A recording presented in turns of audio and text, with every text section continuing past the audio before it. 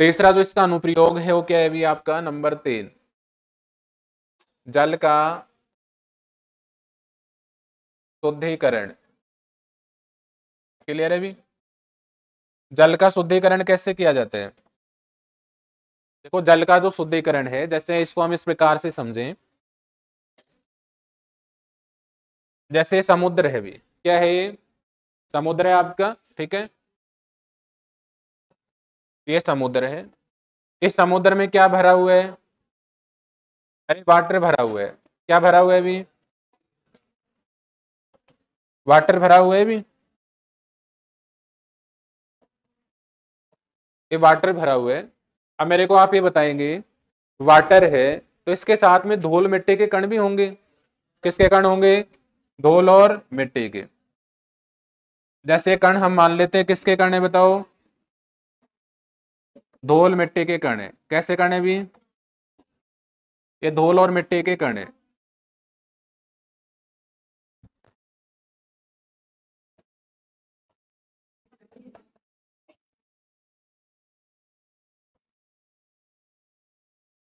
अब धूल और मिट्टी के कण हैं तो बताओ यहां से जो ये वाटर है, ये क्या प्योर वाटर है?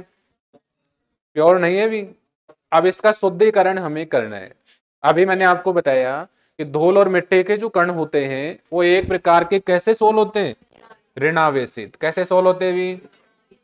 ऋणावेशित सोल होते हैं भी। ऋणावेशित सोल या ऋणावेशित कण होते हैं भी।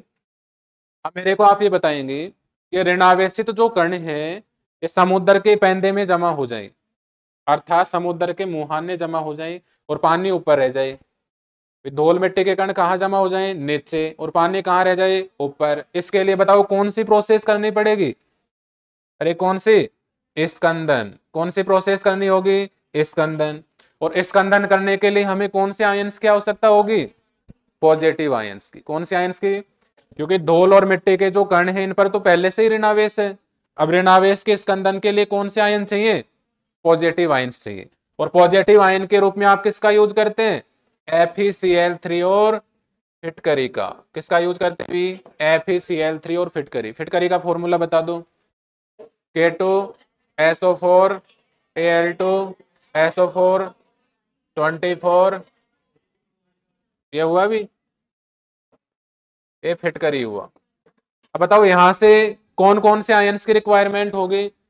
अरे पॉजिटिव ही तो चाहिए, K+ और आपका Al+3, और यहां से आपका Fe+3।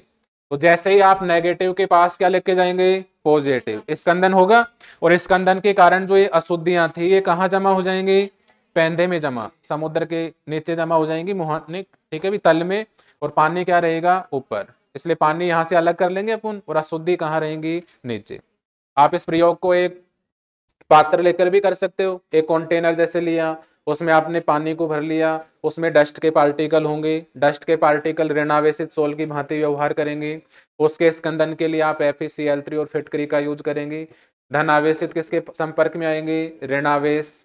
स्कंदन होगा, जिससे अशुद्धियां कहाँ जमा हो जाएंगी? पात्र के पैंदे में। इस प्रकार हम जल का क्या कर सकते हैं? शुद्धिकरण।